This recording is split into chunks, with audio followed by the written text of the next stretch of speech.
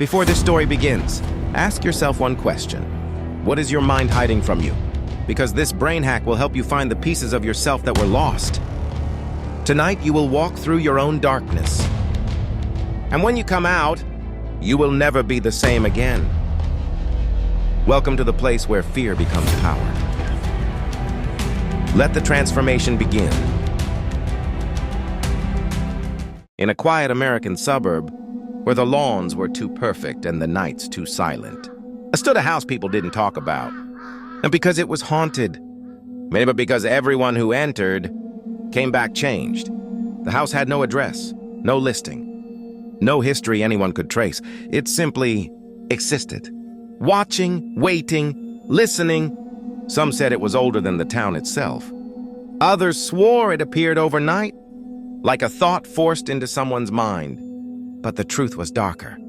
The house didn't contain spirits. The house studied them.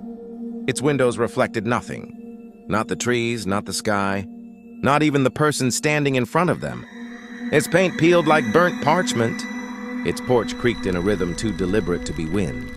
And on a cold evening in October, the house learned a new name, Eleanor Rye. Eleanor was the kind of woman the world applauded. A tech executive with a polished life, a perfect resume, and a carefully engineered smile. But beneath her success, fear lived like a parasite. Fear of failure, fear of losing control, fear of slowing down long enough to hear her own thoughts. When she saw the house, something inside her shifted. A small, silent part of her whispered, "Go inside." The moment she stepped onto the porch, the boards creaked in a sound too steady, too intentional. The house wasn't reacting. It was greeting her. When she opened the door, the house inhaled. The air thickened. The lights flickered without power. Shadows moved as if they'd been waiting for her specifically. The house rearranged itself like a restless memory. And then, the furniture shifted when she wasn't looking. The walls began to show her things she had buried. She walked down the corridor, and the walls began to ripple. The portraits turned their eyes.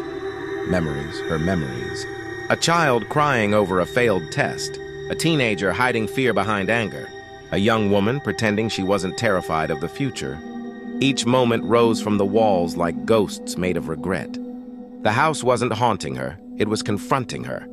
It was revealing every fear she had tried to bury under ambition, under noise, under constant movement. The house whispered through the walls, "You have spent your life running, but here, you cannot run." A door opened by itself, leading her into a vast, ancient library. Books towered from floor to ceiling. Thousands of them. She reached for one. Her name was written on the spine. She opened it, and the words formed as she read.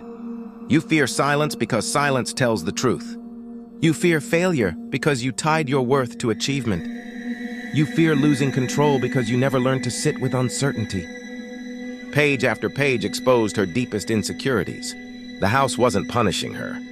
It was teaching her the truth she never allowed herself to speak. Another door opened.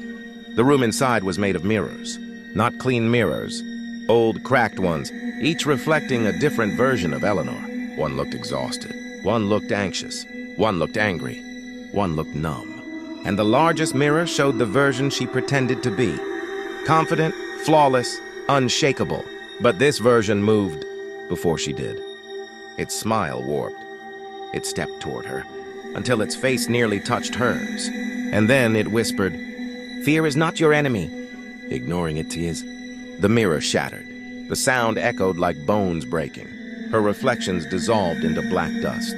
And for the first time in her life, she didn't run from fear. She faced it.